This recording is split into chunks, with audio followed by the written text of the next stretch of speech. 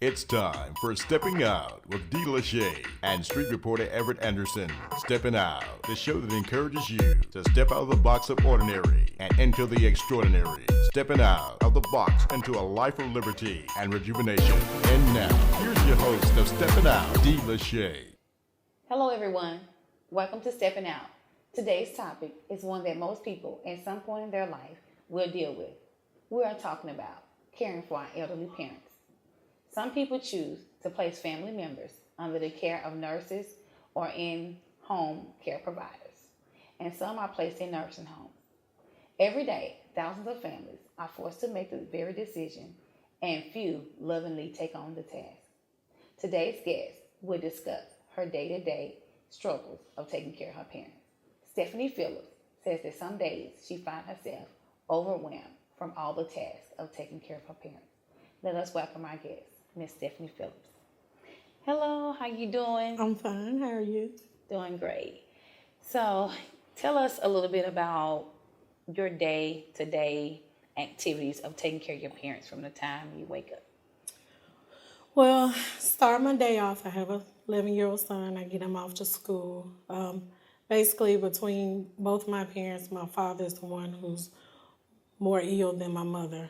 So if we have doctor's appointments, usually get him up, be sure he has a bath. We get breakfast. If we're not, catch him on the way.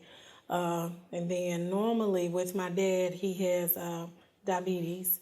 He's had several strokes, and he has diabetic neuropathy. So we go to the VA. So normally, if anyone knows the VA, you're going to be there for a while. Okay. They like to, for some reason, have you come every day, every other day. So what I try to do is to not make the week so overwhelming, try to get all the appointments condensed into one. Okay. Well, the different appointments, but all on the same day. Okay. So from the time you get up, once you get your son off to school, your primary focus is taking care of your mother and father. So how do you care for both of them, making sure both of them get to their doctor's appointments and have their food and doing all of that? My phone has become my best friend. My memory it's not bad, it's good, but having to task everything. Being sure that appointments are not double booked. Be sure that they're in the same vicinity. Be sure that there's enough time in between each appointment that if I need to run one back home or we need to eat, because all of us are diabetics, that we have that time before we move forward to the next appointment. Okay. So in those days when you feel overwhelmed, like it's too much, do you have anyone that helps you? Or you don't have, or are you even able to give in to being overwhelmed? Yes, I am. I have a boyfriend, so he's what I call my cushion. He's my downtime. If I ever get overwhelmed, I can always call him. I have an older brother and an older sister as well. If I really, really need to take a break, I can call them in to step up. Okay. They'll come and relieve. My parents are pretty much self-sufficient. They've been married 46 years. So to me, they're like brothers and sisters because they kind of just know each other. My mom, she has spinal stenosis, so she has back issues, so she can't stand long. She can cook still. She just has to sit down. So mainly during the week, I try to cook. And then on Sundays, we're very family oriented, so she'll always cook Sunday dinner because everybody comes over for Sunday dinner. Now my dad, he can't do anything. His last major stroke was in June of 2010.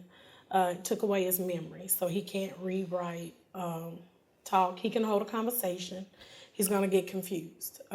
Some days are worse than others. He may be trying to say, give me a glass of water and say, hey, give me the dishwasher liquid. Or he may have some food that we've prepared for him. He may want to rewarm, and instead of say putting it in the microwave, he'll say, go stick it in the dryer. So it's challenging because you're not trying to put words in his mouth because you're trying to help him to bring his memory back. Right. But it's kind of overwhelming when he's trying to explain something to you and you don't have a clue what he's talking about. So it can be hard. So let me ask you this. How did it become your responsibility taking care of your parents?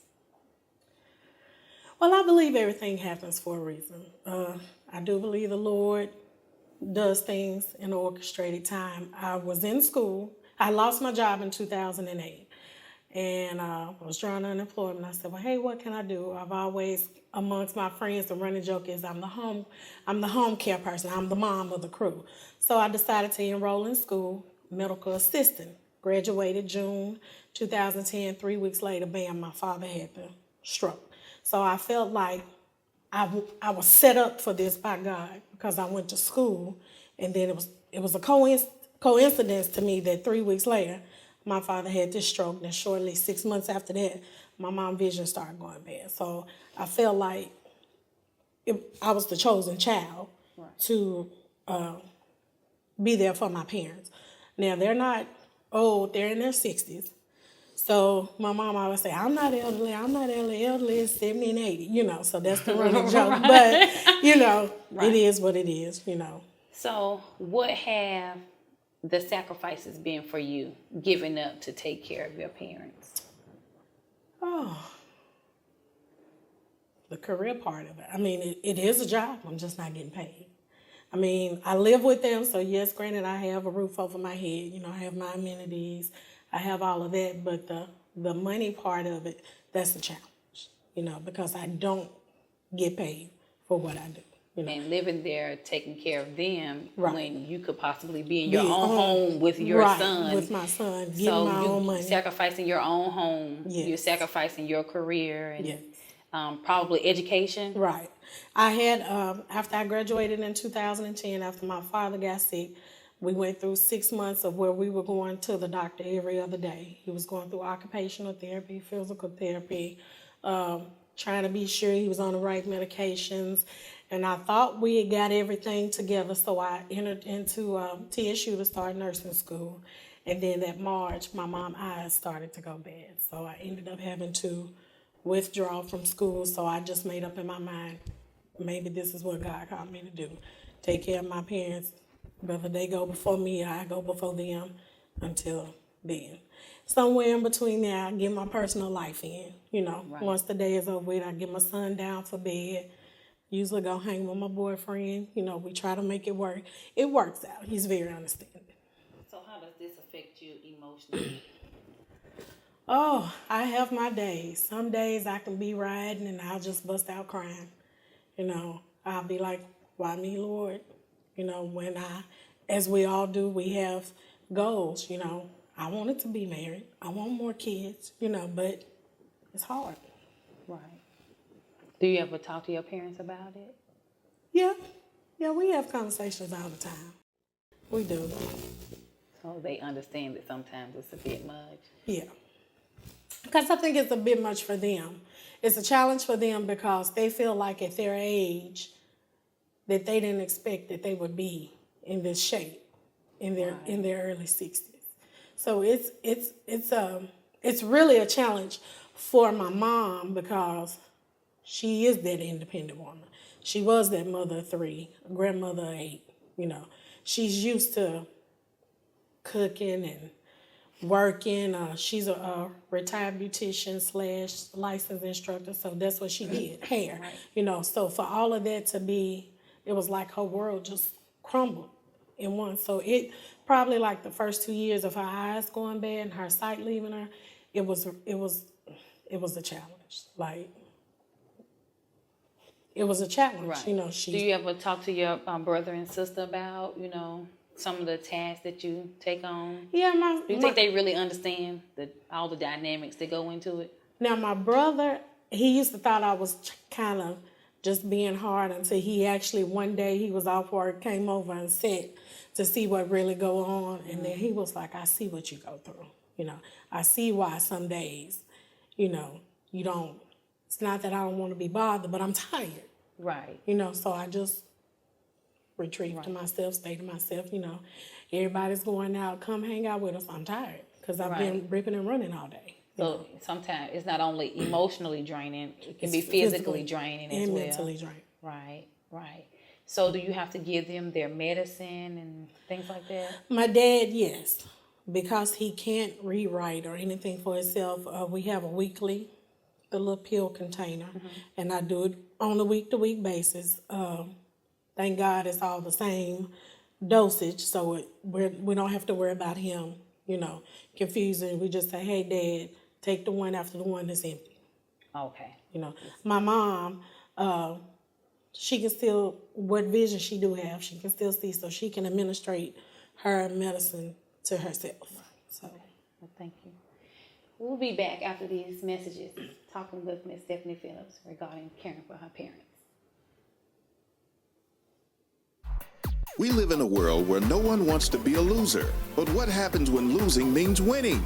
What are we referring to, you ask? We are talking about inches. Yes, losing inches and shaping your body.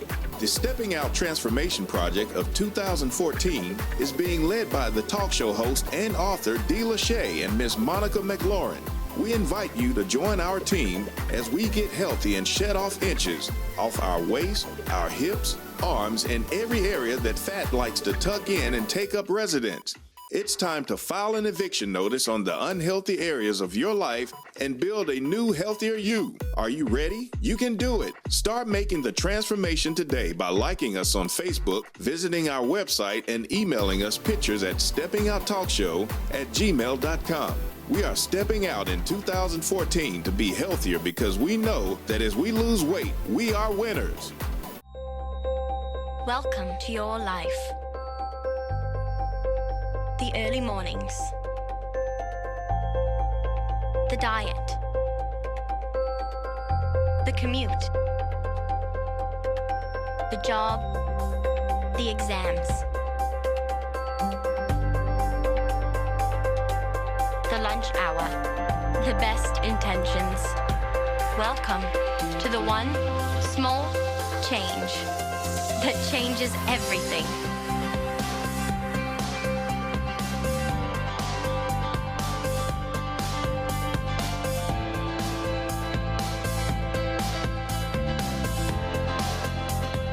Welcome to Automatic Body.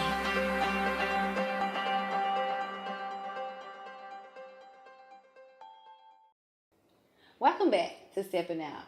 We are still talking with our guest, Miss Stephanie Phillips, concerning caring for her elderly parents. Stephanie, do you think that the stress that you endure is because of the love that you have for your parents? Yeah. Yeah, of course. I wouldn't think twice about it. They cared for me, raised me. I'm a single parent, so, they've helped me with my son plenty of times. So if I had to do it all over again, I would. Just with a little bit of structure, less stress. Okay. So with your father, is he getting any better or getting worse? Or is there a condition, can it be reversed, your mother's or your father's? My dad has so many things. He has diabetic neuropathy, which means he has feet issues. He's diabetic. He's living off one artery in his heart. And the strokes that he's had now, since the last one, he got sick back in October. The medication, the seizure medicine. So in that point, we are getting better, but dementia and Alzheimer runs in my family. So he's kind of, with everything that has went on, he's in the early stages of it. And from what I've learned from that, once you head down that road, there's no going back. There's medicine to try to prevent it as long as it can be prevented. But once you hit Alzheimer's and dementia, it's almost like no cure. Right. So will you care for them until the end, or is a nursing home or getting assistance from nurses in home health care an option, or is it just you're in it for the long haul? I've heard so many stories about nursing home. Probably me, if I came to the point of starting a family or trying to be married, I would probably try to keep them as close to me is possible. Now, my father, he's a retired serviceman, so there's always the option of him going to a nursing home in the VA, and we don't have to worry about coming out of pocket because they'll take care of that. Now, my mother, on the other hand, she was self-employed for so many years. So if it ever came to the point of me putting my mom in a nursing home, probably not. I probably would take her to the end. Okay. We would probably have to, at that point, the siblings as a unit would really have to come together. So how do you make your son understand what you're doing, taking care of your parents? And because I know he may want you all to live and have your own little family. So how do you talk to him and make him understand? I think he likes it. I think he likes having Nana and Papa around, because when Mom says no, he sneaks off to Nana and Papa. Right. So I think he it's likes a benefit it. Yeah, it's a benefit for him, because as we know, grandparents and grandkids, I don't know what it is. Things we did, we got knocked out for, he can get away with. So I think he likes that family unit. He's been raised since day one to be family oriented. We're very family oriented. So I don't think he's the only child. So sometimes I say he has that only child syndrome where he just wants to be alone, wants to be to himself. I think if I did move away, he would probably be there every weekend, just because he has that close relationship. Until my dad had the stroke, him and my dad was very close, because that was my son's father figure, because his dad is not there. You know what I'm saying? Right. So it took him a while to grasp. Right. You know, when my dad took ill, especially this last time back in October, because he actually witnessed my father having the stroke in season. We had just came from the grocery store, me, him, and my mom, and I promise we wasn't even in the house 5 minutes. And my father started to have a seizure, which led into a stroke. And I turned to my son, once I got my dad on the floor and on his side, to call 911, and he was stuck. Mm-hmm. He was just... So I told him, go to the back. Right. And I told my mom to stay on the floor while I called 911. Then I sent him outside to wait on the ambulance to come, because when I looked in his face, he was blank. Right. It was just like he was. So even after we got him off and the ambulance came and, you know, trying to get the house together before we shoot over to the hospital, they took him to intensive care, and we, you know, had to wait on the doctors to assist him. Right. And somewhere between the ride and the hospital, he slipped into a coma. Mm. So when they called for the family to come back, he would not move. Oh, wow. He was like, I don't want to see Papa like that. So if you and your son, like, say you want to take a trip with your son on a vacation, is that even possible with you caring for your parents? Oh, yeah. Yeah. Matter of fact, I just came off a mini vacation, so I called my brother, called my sister, called my niece. I said, hey, you know, I'm going away for a couple of days. Can y'all keep, you know, eye on Mom and Dad? Can you just call and check on them? If they need to go to the store or anything, you know, but I try to be sure if I am going to leave, or if I'm going to go stay the night, I try to be sure they have everything they need before I leave the house. So it's not like you can just take a weekend vacation and just go. You have to plan everything. It has to be planned, and things have to be in order. So in case anything happens, they know who to call. And my son is there, so he knows numbers. He knows who to call. He knows how to call 911 if anything should pop off. So. Okay. So your mom, with her condition, is her vision totally gone? It's not totally gone. She has to be for her to read well, she would have to be sitting in the sunlight. Like if we're in the house, she can't, the reading is not good. She can read it, but it's going to be blurry. If we're sitting in church, she really can't even see she can look at the projector screen, but everybody's pretty much blurry. So a lot of people doing church, they come by and say, hey, you know, Sister Phillips, mother, whatever they call her, how you doing? And then she's looking at them with side eye, and they think she's being mean, but she really can't see them. And so does she have to try to recognize them by voice? And that's what I've known that has picked up. You know, she's starting to realize people by the voice. So if it's a Sunday I'm not singing and I'm sitting next to her and somebody come by and say, "Hey, Miss Phillips, how you doing?" She'll lean over and say, "Was this such and such?" And I say, "Yes, ma'am, it was." So she said, "I'm getting better with the voices." So yeah, but yeah, the more that it's her vision is getting worse, her hearing is getting stronger. Her other senses are kicking in. Wow.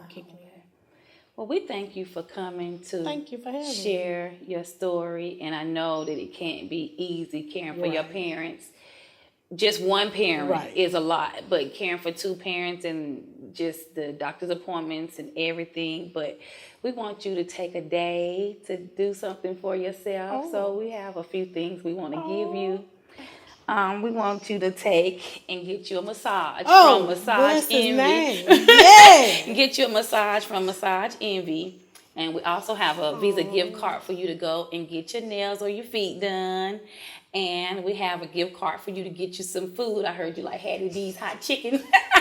So you can go to Hattie B's and get you some hot chicken, and also go to Hair get you some nice stuff for your hair. So just take the day and do some things for yourself, because when you care for people and take care of everybody else, you often get neglected. And sometimes people may not show you in physical form that you are appreciated and what you're doing is wonderful. But what you're doing, taking care of your parents, it is a blessing and it is wonderful. And I don't want you to think that you aren't being appreciated. And even with me knowing you, it's a blessing to see that what you're doing with your parents and just giving up your own personal life to care for them is, it makes me feel good. It touches my heart. So I just want you to take a day to enjoy yourself, okay? I sure will. I appreciate it. I'm sorry for crying. It's okay. It's okay. You want these gift cards? You want me to take them back? Thank you. So you just take it and enjoy yourself. I appreciate it. Thank you. Now we'll step out to the streets with our street reporter, Mr. Everett Anderson. Okay.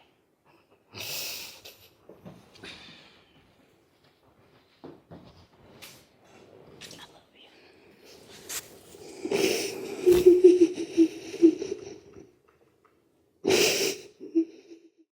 Hey, this is Everett Anderson, downtown Nashville. We had here, what's your name? Susan Light. Carl.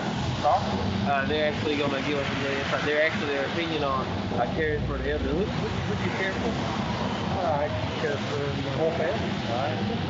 I mean, what are your thoughts on caring for the elderly? Oh, you got to care for everybody. I mean, folks, financial folks are going to be old. I will be old. So I hope my kids take care of me too. Do you think it'd be selfish for them to put you in a retirement home? Yeah, it depends how far along I am. But hopefully they don't for a while. Do you rather them, hire a nanny versus put you in a retirement home?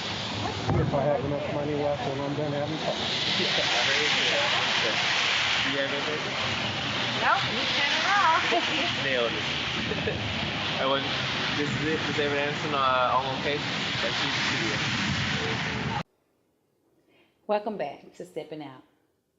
Caring for our loved ones and parents, it can often lead us to make a decision that is very hard. Whether we choose to care for our parents to the very end or make the decision to put our parents into a nursing home.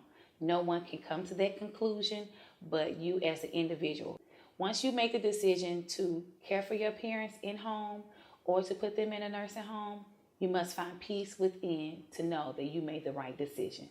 Until next time, this is D.Lashay. We live in a world where no one wants to be a loser. But what happens when losing means winning? What are we referring to, you ask? We are talking about inches. Yes, losing inches and shaping your body. The Stepping Out Transformation Project of 2014 is being led by the talk show host and author D.Lashay and Miss Monica McLaurin. We invite you to join our team as we get healthy and shed off inches off our waist, our hips, arms, and every area that fat likes to tuck in and take up residence. It's time to file an eviction notice on the unhealthy areas of your life and build a new, healthier you. Are you ready? You can do it. Start making the transformation today by liking us on Facebook, visiting our website, and emailing us pictures at steppingouttalkshow@gmail.com. We are stepping out in 2014 to be healthier because we know that as we lose weight, we are winners. Partygoers Catering, a taste you can't forget for breakfast, lunch, or dinner. We provide exquisite entrees, hors d'oeuvres, and desserts, beautifully designed to make your event successful and unforgettable. We'll handle the details and add a touch of elegance to your next wedding, corporate event, graduation, or special occasion. Our wide selection of menu choices will leave you wanting for nothing. Partygoers Catering. We travel. Call us today at 615-419-1879 or visit partygoerscatering.com. Welcome to your life. The early mornings. The diet. The commute. The job. The exams. The lunch hour. The best intentions. Welcome to the one small change that changes everything.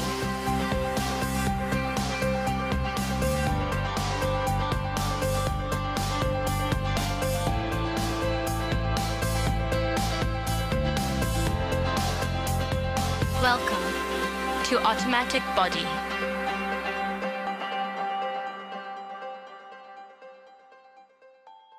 Thank you for watching Stepping Out with D.Lashay. We hope you are uplifted, motivated, and encouraged. If you'd like to be a guest on the show or become a sponsor, call the number on the screen or visit steppinouttalkshow.com. Stay up to date with Steppin' Out by liking us on Facebook and following us on Instagram and Twitter. Be on the lookout for contests, giveaways, and behind-the-scenes footage you can only see online.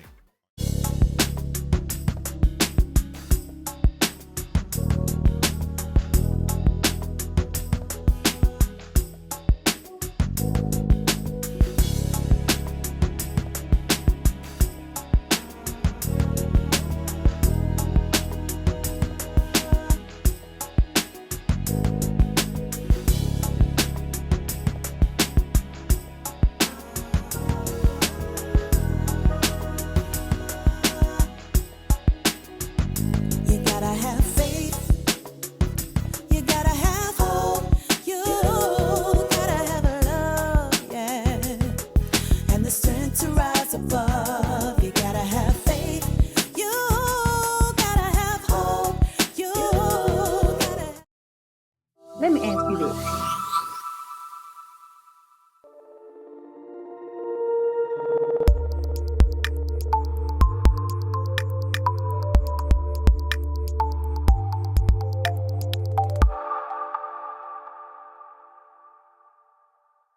It's time for Stepping Out with D.Lashay and street reporter Everett Anderson. Stepping Out, the show that encourages you to step out of the box of ordinary and into the extraordinary. Stepping out of the box into a life of liberty and rejuvenation.